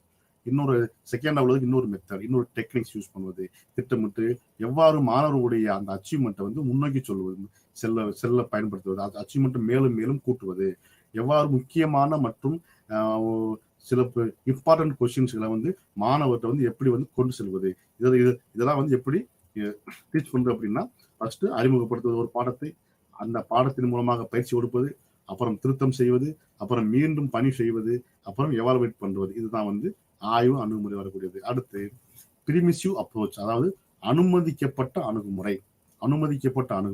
இந்த அணுகுமுறையில் ஆசிரியர் குறைந்தபட்ச கட்டுப்பாட்டை விதிக்கிறார். சும்மா சிம்பிளான ஒரு பிரிமிசிவ் அப்ரோச், சும்மா சிம்பிளான ஒரு அப்ரோச்சை கொடுக்குறோம். அந்த அப்ரோச்சின் மூலமாக, அதாவது ஒரு சில கட்டுப்பாடுகளை கொடுக்குறோம், அந்த ஒரு ரெஸ்ட்ரிக்ஷன்ஸ் கொடுத்து அதன் மூலமாக அவை கற்பவர்களுக்கு எவ்வாறு சுதந்திரமாக அதாவது சுதந்திரமாக கற்கிறது, வெளிப்படையான சூழலை எவ்வாறு வழங்குவது என்பதை நம் பிரிமிசிவ் அப்ரோச்ல பார்க்கிறோம். அதில் அவர்கள் சிறிதளவு தலையிட்டு கற்பவர்கள் தங்களை வெளிப்படுத்த அனுமதிக்கிறார்கள். ஆசிரியர்கள் பல அடிப்படை முடிவுகளை எடுக்க கற்பவர்களை அனுமதிக்கிறார்கள். அதாவது இந்த பிரிமிசிவ் அப்ரோச் என்ன சொல்றாங்க அப்படின்னா, குறைந்தபட்ச கட்டுப்பாடை விதிச்சு, அந்த குறைந்தபட்ச கட்டுப்பாடுன்னா என்ன அப்படின்னா, மாணவர்களே சுதந்திரமாக பாசிட்டிவ் அப்ரோச்ல ஒரு டிரான்ஸ்பரன்சில நீங்களே படிச்சு நம்ம எவ்வாறு அதை வந்து கிளாஸ் ரூம் மேனேஜ்மெண்ட் வந்து எவ்வாறு பண்ணுவது, அதாவது சரியான விதத்தில் அந்த அந்த கிளாஸ் ரூம் வந்து எஃபெக்டிவா கொண்டுட்டு போறது, அச்சீவ்மெண்ட் வந்து எவ்வாறு மேலும் உயர்த்துவது என்பது பொறுப்புகளை வந்து மாணவர்களும் கொடுப்பது, எவ்வாறு மாணவர்கள் தங்களை வெளிப்படுத்த, தங்களுக்கு தாங்களே வந்து முடிவுகளை எடுக்க, தங்களுக்கு தாங்களே திறமையை வளர்த்துக் கொள்ள சில விதமான கட்டுப்பாடுகளையோ சில வித கட்டுப்பாடுகளுடன் அவர்களுக்கு நாம் கொடுக்கக்கூடிய சுதந்திரமானதுதான் வந்து அனுமதிக்கப்பட்ட அணுகுமுறை, பெர்மிசிவ் அப்ரோச். அடுத்து அத்தாரிட்டேட்டிவ் அப்ரோச், அதிகாரப்பூர்வ அணுகுமுறை. அத்தாரிட்டேட்டிவ் அப்ரோச் அப்படின்னா, என்ன சொல்றோம்னா, இது ஒரு அத்தாரிட்டேரியன். நாங்க சொல்றோம், நாங்க சில எல்லைகளை நாங்க சொல்றோம், நம்ம சில எல்லைகள், சில பவுண்டரிஸ் சொல்றோம். அந்த பவுண்டரிஸுக்குள்ள நீங்க இப்பதான் இருக்கணும், இப்படித்தான் படிக்கணும், இப்படித்தான் நீங்க வந்து பேசணும், இப்படித்தான் நீங்க வந்து அதாவது பாடத்தை வந்து எக்ஸாம் எழுதணும். இந்த மாதிரியான பல பல விதங்கள் பல விதமான ரெஸ்ட்ரிக்ஷனை போட்டு நம்ம சில மேட்டர்ல போறோம். அதான் வந்து அத்தாரிட்டேட்டிவ் அப்ரோச். இதுல வந்து ஒரு வகுப்பறை மேலாண்மை உறுதியான யதார்த்த எல்லைகளை வழியில் வரங்கிறது ஆசிரியர் தரத்தை மேலும் வளர்ப்பதற்கு, பராமரிப்பதற்கு, உண்மையான அரவணைப்பை வெளிப்படுத்துவதிலும் கவனம் செலுத்துகிறார். இது வந்து யதாச்சிகாரத்தில் இருந்து வேறுபட்டது. இது ஆசிரியர்களின் உறுதியான செயல்களை கொண்டதாக வந்து இருக்கிறது. எது அதிகாரப்பூர்வமான அப்ரோச், அத்தாரிட்டேட்டிவ் அப்ரோச். அதான் வந்து ஆசிரியர்களே எல்லாவற்றையும் சொல்லிவிடுவது, ஆசிரியர்களே எல்லா விதமான ரூல்ஸுகளும், எல்லா விதமான ரூல்ஸ் அண்ட் ரெகுலேஷன்ஸ் வந்து இதுக்குள்ளதான் நம்ம வந்து படிக்கணும், இதை இப்படித்தான் படிக்கணும், இந்த பாடத்துக்கு இந்த மெத்தடை தான் பயன்படுத்த வேண்டும், இந்த பாடத்துக்கு இந்த மெத்தடை பயன்படுத்தினா தான் அவங்க நல்ல முறையில வந்து மேலும் மேலும் வந்து படிக்க முடியும், மேலும் மேலும் வந்து அதிகமான மதிப்பெண்களை வாங்க முடியும் என்று ஆசிரியர்களே தீர்மானித்து, இவர்களே சில விஷயங்களை தீர்மானித்து சொல்வதற்கு பேர் தான் அத்தாரிட்டேட்டிவ் அப்ரோச். கற்பித்தல் பாணியை ஒரு முனையில் தொடர்ச்சியாக எடுத்துக்கொண்டால் அனுமதிக்கக்கூடிய ஆசிரியர்கள் இருப்பார்கள், மறுமுனையில் மற்ற ஆசிரியர்கள். அப்ப அதிகாரம் இதுதான், ஆசிரியர்களே தங்களை தாங்களே அதிகாரங்களை எடுத்துக்கொண்டு அதை மாணவர்களிடம் இந்த நடத்திய அணுகுமுறையானது கற்பவர்களை ஊக்குவிப்பதில், பொருத்தமான நடத்தைகளை வளர்ப்பதில் ஆசிரியரின் பங்கை கொண்டுள்ளது. அதாவது நடத்திய அணுகுமுறையில வந்து கற்பவர்கள் என்ன மாதிரியான, அதாவது மாணவர்கள் என்னென்ன மாதிரியான ஸ்கில்ஸை, என்னென்ன மாதிரியான தங்களுடைய டேலண்ட்டை வளர்ப்பதற்கு ஆசிரியர்கள் எவ்வாறெல்லாம் உதவ முடியுமோ, என்னென்ன விஷயங்களுக்கெல்லாம் உதவ முடியுமோ அதையெல்லாம் உதவுவது. அதான் நடத்தை அணுகுமுறை, பிஹேவியரிஸ்ட் அப்ரோச். இதுதான் வந்து அப்ப நடத்திய அணுகுமுறையானது கற்பவர்களை ஊக்குவிப்பதில் பொருத்தமான நடத்தைகளை, இந்தந்த பிஹேவியரை வந்து நீங்க வளர்த்துக்கிறணும், இந்தந்த பிஹேவியர் நீங்க வளர்க்கக்கூடாது, இதை நீங்க குறைச்சிக்கிறணும், பாசிட்டிவ் பிஹேவியர் வளர்த்துக்கிறணும், கிரிட்டிக்கல் திங்கிங் வளர்த்துக்கிறணும், ஒரு பிராட் மைண்ட்னஸ் வளர்த்துக்கிறணும், ஒரு டீப் லேர்னிங் வளர்த்துக்கிறணும்.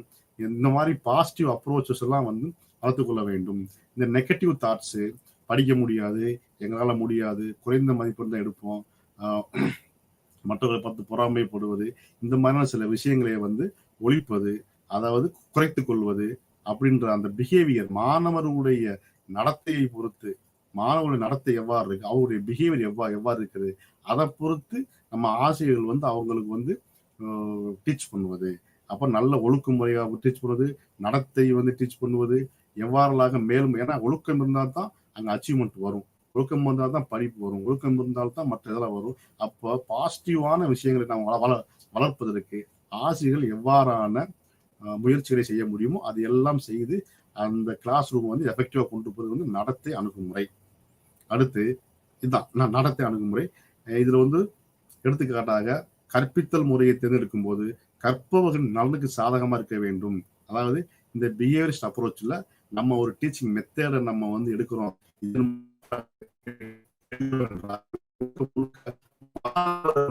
நடத்தையை சார்ந்த வேண்டும், பிஹேவியர் சார்ந்த வேண்டும். ஒரு ட்ரெயினிங் மூலமா அந்த வந்து மூலமாக இந்த பாடத்தை நடத்துவது. போனாலும் ஒரு சின்ன டிஸ்டன்ஸ் இருக்கும், ஏன்னா டியூ டு ஏஜ் ஃபேக்டர். ஆனா சக மாணவர்களுடன் அவர்கள் வந்து ஒரு பாடத்தை படிக்கும்போது அந்த டவுட்ஸை அவங்க வரக்கூடிய அந்த கிளாரிபிகேஷன் வந்து மிக ஈஸியாக கேட்டுக்கிறாங்க. அப்ப கூட்டு அணுகுமுறை, குழு கற்பித்தல் சொல்லுவாங்க, குரூப் ஸ்டடி, இது வந்து மிக முக்கிய பங்கு வகிக்குது. அப்ப கூட்டு அணுகுமுறையில் ஆசிரியர் தனது பங்கு மற்றும் அதிகாரத்தை கற்பவர்களுடன் எவ்வாறெல்லாம் பகிர்ந்து கொள்ள வேண்டும். இது மாணவர்களுடைய குழுக்களிடையே ஒற்றுமையை உறுதி செய்கிறது. ஆமா, குழுவாக பிரித்தோம் என்றால், குழுவாக பிரித்தோம்னா அந்த குழுக்களுக்குள்ள எவ்வாறான ஒற்றுமையை ஒரு குடும்பமாக, சக மாணவர்களாக ஈகோயிஸ்ட் இல்லாம இருப்பதற்கு அந்த ஒற்றுமையை உறுதி செய்வதை உள்ளடக்கியது. அப்ப கற்போருக்கான கற்பித்தலில் அந்த தரத்தை மேலும் மேலும் பேணுவதற்கும், இந்த தரத்தை மேலும் மேலும் வளர்ப்பதற்கு இந்த கூட்டு அணுகுமுறையானது பயன்படுகிறது. இந்த கூட்டு அணுகுமுறையில் கற்றவர்களுடன் இணக்கமான உறவுகளை உருவாக்குவதற்கும் அந்த இணக்கமான உறவுகளை உருவாக்கி அந்த உறவை மேலும் மேலும் பராமரிப்பதற்கும் இந்த கூட்டு அணுகுமுறையானது பயன்படுகிறது. அப்ப கூட்டு அணுகுமுறை என்பது முடிவெடுக்கும் செயல்முறையின் ஒருங்கிணைந்த பகுதியாக அதாவது மாணவர்களுக்கு இருக்கக்கூடிய ஒன்றாக பார்க்கப்படுகிறது. அப்ப இது ஒரு ஜனநாயக ரீதியான அணுகுமுறையாக பார்க்கப்படுகிறது. எடுத்துக்காட்டாக வகுப்புகளில் தொலைபேசிகளை பயன்படுத்துவதற்கு விதிகளை எழுதுமாறு கற்பவர்களிடம் ஆசிரியர் கேட்கலாம். என்னென்ன மாதிரியான ரூல்ஸ்? இப்ப நீங்களே வந்து கிளாஸ் ரூம்ல வந்து இருக்கிறீங்க, கிளாஸ் ரூம்ல வந்து செல்போன் கொண்டு வரீங்க. அப்ப செல்போனை நீங்க கொண்டு வர வேணாம்னு சொல்ல முடியாது. அது செல்போனை எப்பப்பெல்லாம் பயன்படுத்தலாம், அது நீங்களா வந்து ஒரு குரூப்பா இருந்து அதுக்கு ஒரு ரூல்ஸை போடுங்க. எத்தனை மணி டு எத்தனை மணிக்கு நீங்க செல்போன் வந்து பேசலாம், செல்போனை கொண்டு வந்து கிளாஸ் ரூம்ல எங்க வைக்கலாம். எல்லா நேரமும் நம்ம வந்து செல்போனை வந்து கிளாஸ் ரூம்ல பயன்படுத்திட்டு இருந்தோம்னா அது வந்து மாணவர், அதாவது அந்த கிளாஸ் ரூம் மேனேஜ்மெண்ட்டுக்கு வந்து நன்மை இருக்காது, மற்றவர்களுக்கு வந்து டிஸ்டர்பா இருக்கும். அப்ப இதுக்கு ஒரு ரூல்ஸ் எழுதுங்க. அது ஒரு கூட்டு அணுகுமுறை அப்ரோச். அது மாதிரி இது மாதிரி பல விஷயங்களை நாம எவ்வாறு டெஸ்ட் வைக்கிறது, ஓரல் டெஸ்ட் வைக்கிறதா இல்ல ரிட்டன் டெஸ்ட் வைக்கிறதா, இதெல்லாம் வந்து உங்களுடைய கருத்து சொல்லுங்க. அதுக்கப்புறம் எவ்வாறான உடைகளை நாம் வந்து பயன்படுத்துவது, உடைகளை வந்து அணிவது, மாணவர்களுக்கு என்ன மாதிரியான அந்த ட்ரெஸ் கோட் கொண்டு வருவது, இந்த மாதிரியான பல விஷயங்களை வந்து நம்ம கூட்டு அணுகுமுறையின் மூலமாக கொண்டு வரலாம். அடுத்து எதிர்பார்ப்பு அணுகுமுறை, ஆன்டிசிபேட்டரி அப்ரோச். என்னென்ன விஷயங்கள் வந்து வரும், என்னென்ன விஷயங்கள் வந்து சிக்கல் வரும், என்னென்ன விஷயங்கள் வந்து கிளாஸ் ரூம்ல வந்து பிரச்சனை வரும், இந்தந்த விஷயங்கள் வந்து மாணவர்களுக்கு புரியாது அப்படின்னு பாடத்திட்டங்களை உருவாக்கும் போதே கற்பவர்களுடைய, அதாவது நம்ம வந்து ஒரு சிலபஸை ஒரு கரிக்குலத்தை நம்ம ப்ரிப்பேர் பண்றதுக்கு போதே மாணவர்களுக்கு இது புரியாது. இது வந்து புரிவதற்கு நாம எவ்வாறு வந்து எந்த மெத்தடை பயன்படுத்துவது, இந்த புரியாத விஷயங்களின் மீது மாணவர்களுக்கு எவ்வாறு ஆர்வத்தை கொண்டு வருவது, அந்த ஆர்வத்தை கொண்டு வருவதற்கு ஆசிரியருடைய பங்கு என்ன, அவங்க என்ன மாதிரியான அணுகுமுறையை பயன்படுத்துவது, இது மாதிரி பல விஷயங்களை நம்ம வந்து முன்கூட்டியே கணித்து, அதான் ஆன்டிசிபேட்டரி, முன்கூட்டியே கணித்து அந்த அப்ரோச் எப்படி பயன்படுத்துவது. அப்ப திறமையான இந்த மாதிரி விஷயங்களை திறமையான வகுப்பறையை நிர்வாகத்தை எப்படி பயன்படுத்துவது, பாடத்திட்டத்தில் எவ்வாறு இந்த எதிர்பார்ப்பு, அதை ஆன்டிசிபேட்டரி அப்ரோச்சை வந்து பயன்படுத்துவது. அப்போ உதாரணமாக ஆசிரியர் பாடத்திட்டத்தை திட்டமிடும் போது, பாடத்தை செயல்படுத்தும் போது ஏற்படும் சிக்கல்களை எவ்வாறு களைவது, பாடத்திட்டத்தை இதை இப்ப நடத்த போறோம், இதை நடத்த போறோம் அப்படின்னு நம்ம வந்து ஒரு ஆசிரியர் வந்து சொன்னாலும் அங்க கிளாஸ் ரூம்ல இம்ப்ளிமெண்ட் பண்ண போகும்போது வரக்கூடிய பிரச்சனைகள் என்ன, அந்த பிரச்சனைகளை மாணவர்களால் ஏற்படக்கூடிய பிரச்சனைகளை இல்ல ஒட்டுமொத்த ஸ்கூல்ல வரக்கூடிய பிரச்சனை, எப்படியோ ஏதோ ஒரு ஆன்டிசிபேட்டரி அப்ரோச், எப்படியோ வரக்கூடிய பிரச்சனைகளை முன்கூட்டியே கணித்து அதை நாம் எவ்வாறு வெற்றிகரமான ஒரு கிளாஸ் ரூம் மேனேஜ்மெண்ட் கொண்டு வருவது, இதான் வந்து ஆன்டிசிபேட்டரி அப்ரோச். அப்போ நம்ம நிறைய அப்ரோச் பார்த்துருக்கிறோம். அதுல வந்து நம்பர் 1 வந்து ஆய்வு அணுகுமுறை, எக்ஸ்ப்ளோரேட்டரி அப்ரோச். இதுல வந்து எவ்வாறு வந்து ஒரு பாடத்தை நம்ம வந்து அறிமுகப்படுத்துவது, எவ்வாறு அறிமுகப்படுத்திய பாடத்திற்கு வந்து பயிற்சி கொடுப்பது, அந்த பயிற்சியின் மூலமா வரக்கூடிய அந்த அந்த நிறைவை, அந்த அறிவை நம்ம எவ்வாறு மேலும் அந்த நெகட்டிவ் வந்து திருத்தம் செய்வது, மீண்டும் எவ்வாறு அவருக்கு வந்து ஒர்க் கொடுக்கிறது, அந்த ஒர்க்கை வந்து எவ்வாறு எவாலுவேட் பண்றது, இதுதான் வந்து இது வந்து ஒரு சுழற்சி. அப்ப எக்ஸ்ப்ளோரேட்டரி அப்ரோச், ஆய்வு அணுகுமுறை, ஆய்வின் மூலமாக இது மாதிரி பண்ணிக்கிட்டே இருக்கிறோம். அடுத்து பெர்மிசிவ் அப்ரோச், அனுமதிக்கப்பட்ட அணுகுமுறை. ஒரு சில விஷயங்களை வந்து நம்ம என்ன பண்றோம்னா மாணவர்களுக்கு கொடுத்துடுறோம். இதெல்லாம் வந்து பெர்மிஷன் ஒன்று, பெர்மிசபிள் ஒன்று, அதே பெர்மிசிவ் அப்ரோச். இந்த மாதிரிலாம் வந்து நீங்க வந்து எடுத்துக்கோங்க. இதெல்லாம் வந்து ரூல்ஸ். நீங்க 10 மணிக்கு கிளாஸ் ரூமுக்கு வரணும் அப்படின்னா அதுக்கு நீங்க என்னென்ன மாதிரியான விஷயங்களை வந்து நீங்க முன்கூட்டியே கொண்டு போய் வந்துக்கிடலாம். ஏன்னா 10 மணிக்கு மேல வரக்கூடாது. அதுக்கு நீங்க என்னென்ன மாதிரியான செயலை செய்யணும் அப்படின்னு நீங்களே வந்து ஒரு டைம் டேபிள் போட்டு அது நீங்களே வந்து உருவாக்கி அதை நீங்களே ஃபாலோ பண்ணுங்க என்று எல்லாத்தையுமே வந்து ஸ்டூடெண்ட்டை கொடுக்கறது. இதுதான் வந்து பெர்மிசிவ் அப்ரோச். அடுத்து அத்தாரிட்டேட்டிவ் அப்ரோச். இது முழுக்க ஆசிரியர்களுடைய பிஹேவியரை சார்ந்தது, ஆசிரியருடைய அப்ரோச்சை சார்ந்தது. இவங்க மாணவர்களுக்கு பதிலாக ஆசிரியர்களே இதுதான் ரூல்ஸ், இது இப்படித்தான் பயன்படுத்தணும், அப்பதான் மாணவர்கள் வந்து அதிகமா படிப்பாங்க, அப்பதான் நல்ல அச்சீவ்மெண்ட் வர முடியும் அப்படின்னு அதிகாரப்பூர்வ அணுகுமுறை, அத்தாரிட்டேட்டிவ் அப்ரோச். அடுத்து பிஹேவியரிஸ்ட் அப்ரோச். மாணவர்களுடைய பிஹேவியரை பொறுத்து, அவர்களுடைய நடத்தையை பொறுத்து, அவர்கள் என்ன மாதிரியான நடைமுறை தங்களுடைய குணநலன்களை பொறுத்து ஒவ்வொரு மாணவர்களுக்கும் தனித்தனி குணங்கள் இருக்கும், தனித்தனி நலன்கள் இருக்கும், பிஹேவியர் இருக்கும். அந்த ஒவ்வொரு மாணவர்களுக்கும் எந்த மாதிரியான பிஹேவியர் இருக்கு, அது மூலமாக நாம் எவ்வாறு அவர்களுக்கு வந்து பாடம் நடத்துவது, அதன் மூலமாக கிளாஸ் ரூம் எப்படி மேனேஜ்மெண்ட் பண்ணுவது என்பதை நடத்திய அப்ரோச், பிஹேவியரிஸ்ட் அப்ரோச் பண்றதோ. அடுத்து கொலாபரேட்டிவ் அப்ரோச், கூட்டு அணுகுமுறை. மாணவர்களுக்குள்ளே குழுவாக பிரித்து, மாணவர்களையே ஒரு குழுவாக பிரித்தோ அல்லது மொத்தமாக ஒரே குழுவாக பிரித்து பாடத்துக்கு தகுந்தாற் போல் அவர்களுக்கு வந்து நாம் ஒர்க்கை கொடுத்து அதன் மூலமாக வரக்கூடிய செயல்களை செய்வது. இது வந்து கூட்டு அணுகுமுறை. அடுத்து எதிர்பார்ப்பு அணுகுமுறை, ஆன்டிசிபேட்டரி அப்ரோச். இந்த மாதிரி விஷயங்கள் வரும், இப்ப போய் சிக்கல் வரும், இந்த பாடத்துல இந்த மாதிரி சிக்கல் வரும், இதை எப்படி இவங்க ஹேண்டில் பண்ணணும், இந்த சிக்கலை வந்து எப்படி ஓவர் கம் பண்றது, என்ன மெத்தடை பயன்படுத்தி இந்த சிக்கல்களை, இந்த மாதிரியான பிரச்சனைகளை தீர்ப்பது என்று முன்கூட்டியே மாணவர்கள் மூலமாக வரக்கூடிய சிக்கல்கள், ஆசிரியர்கள் பாடம் நடத்தும் போது வரக்கூடிய சிக்கல்கள், சொசைட்டி மூலமாக வரக்கூடிய சிக்கல்கள், சைக்காலஜிக்கல் ரீதியாக வரக்கூடிய சிக்கல்களை வந்து முன்கூட்டியே கணித்து அதுக்கு தகுந்தாற்போர் பாடத்திட்டத்தை, அதுக்கு தகுந்தாற்போர் டீச்சிங் மெத்தட்ஸ், அதுக்கு தகுந்தாற்போர் ஒரு டெக்னிக்ஸை நம்ம உருவாக்கி அதன் மூலமாக ஒரு அணுகுமுறை கொண்டு வருவது வந்து ஆன்டிசிபேட்டரி அப்ரோச். இதான் வந்து அடுத்த பாடமாக நம்ம பார்க்கறது வந்து கற்பித்தல் மற்றும் கற்றல் வளங்கள், teaching learning resources. Teaching learning resource, ஒரு கிளாஸ் ரூம் மேனேஜ்மெண்ட் வந்து ஒழுங்கா இருக்கணும்னா, நல்லா இருக்கணும்னா, எஃபெக்டிவா இருக்கணும்னா டீச்சிங் லேர்னிங் ரிசோர்சஸ் வந்து ரொம்ப நல்லா இருக்கணும். டீச்சிங் என்பது ஒரு ரிசோர்ஸ், அதே மாதிரி லேர்னிங் என்பது ஒரு ரிசோர்ஸ். கற்றலும் ஒரு வளங்கள், கற்பித்தலும் ஒரு வளம்.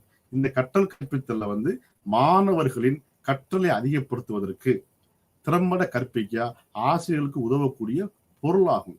ஏன்னா அதாவது மாணவர்களுடைய அந்த கற்பித்தலை, அதாவது கற்றலை அதிகப்படுத்துவதற்கு, மேலும் மேலும் வந்து அதிகமான ஒரு அந்த கற்றல் மேல ஒரு ஆர்வத்தை உண்டு பண்ணுவதற்கு ஆசிரியர்கள் பயன்படுத்தக்கூடிய பொருட்கள் தான் வந்து ரிசோர்சஸ், அதாவது டீச்சிங் லேர்னிங் ரிசோர்சஸ்.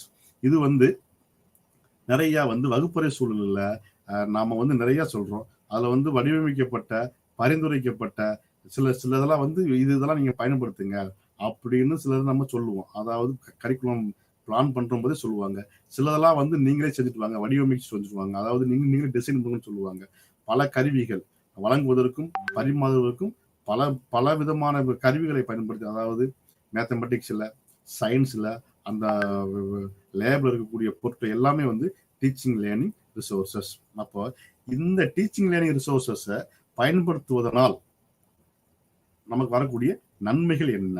நம்ம ஆசிரியர்களே டீச் பண்ணிக்கிட்டு இருக்காம, அதை டீச்சிங் லேர்னிங் மூலமாக நம்ம ஒரு பொருளோ, ஒரு கம்ப்யூட்டரோ, ஒரு செல்போனோ, இல்லை ஒரு டிஎல்எம்மோ, டீச்சிங் லேர்னிங் மெட்டீரியல்ஸோ ஏதோ ஒன்று பண்ணி அதன் மூலமாக நம்ம பாடம் நடத்துவதனால் நமக்கு வரக்கூடிய நன்மைகள் என்ன அப்படின்னா, ஃபர்ஸ்ட் வந்து ஸ்டூடெண்டோட மோட்டிவேஷன்.